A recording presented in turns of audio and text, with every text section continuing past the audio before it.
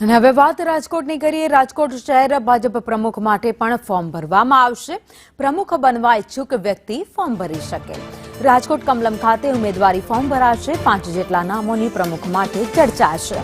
શહેર ભાજપ પ્રમુખ માટે હાલ ચર્ચાઓ ચાલી રહી છે, ત્યારે અત્યારે શહેર પ્રમુખ મુકેશ દોશીનું નિવેદન છે, હું પણ ઉમેદવારી નોંધાવવાનો છું। નિરીક્ષક માયાબેન કોડનાની, મુકેશ રગાલિયા હાજર રહેવાના છે।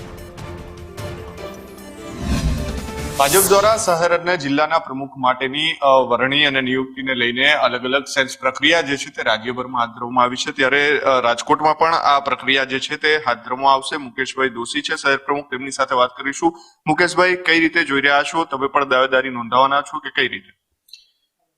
સ્વાભાવિક રીતે સંગઠન પર્વ 2024 છેલ્લા 3 માસથી ચાલી રહ્યું છે। ખૂબ જ ઉત્સાહપૂર્વક વાતાવરણની વચ્ચે ચાલી રહ્યું છે। રાજકોટ પરંપરાગત રીતે વર્ષોથી ભારતીય જનતા પાર્ટીનો ગઢ રહ્યો છે। અહીંયા વર્ષોથી કામ કરતા કાર્યકર્તાઓની ફોજ છે, ત્યારે સ્વાભાવિક રીતે કાર્યકર્તામાં અનેરો ઉત્સાહનું વાતાવરણ જોવા મળે છે। રાજકોટ સંગઠન પર્વની વાત કરું તો અમારા બૂથ વાલીની જે રચના કરવાની પ્રક્રિયા પણ ખૂબ જ સ્વાભાવિક રીતે પૂર્ણ થઈ છે। એ જ રીતે મંડળ પ્રમુખની રચનાની પ્રક્રિયા પણ પૂર્ણ થઈ છે અને હવે શહેર પ્રમુખની વરણીની પ્રક્રિયાનો આજથી પ્રારંભ થાય છે। અમારા ચૂંટણી અધિકારી અને ચૂંટણી અધિકારી દ્વારા આ પ્રક્રિયા થોડા સમય પછી હાથ ધરાવવાની છે।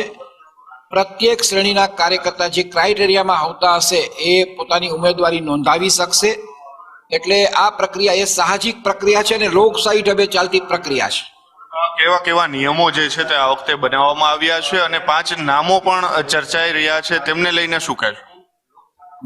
નિયમોની વાત કરું તો માત્ર ને માત્ર કોઈ પણ ગુનાહિત પ્રવૃત્તિ સાથે જોડાયેલો કાર્યકર્તા ન હોવો જોઈએ।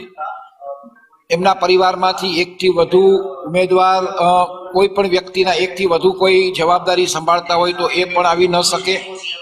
પાર્ટીમાંથી સસ્પેન્ડ થયેલો હોય તો પણ ઉમેદવારી નોંધાવી નહીં શકે અને સ્વાભાવિક રીતે 3 વખત એ સક્રિય સભ્ય હોવો પણ ખૂબ જરૂરી છે। આ બધા જ નિયમોને આધીન કોઈ પણ વ્યક્તિ ક્રાઇટેરિયામાં આવતો હશે તો પોતાની ઉમેદવારી રજૂ કરી શકશે। રહી વાત કેટલા ઉમેદવારો ફોર્મ ભરવાના છે એ તો સમય જ બતાવશે, અત્યારે કેવું થોડું વહેલું છે।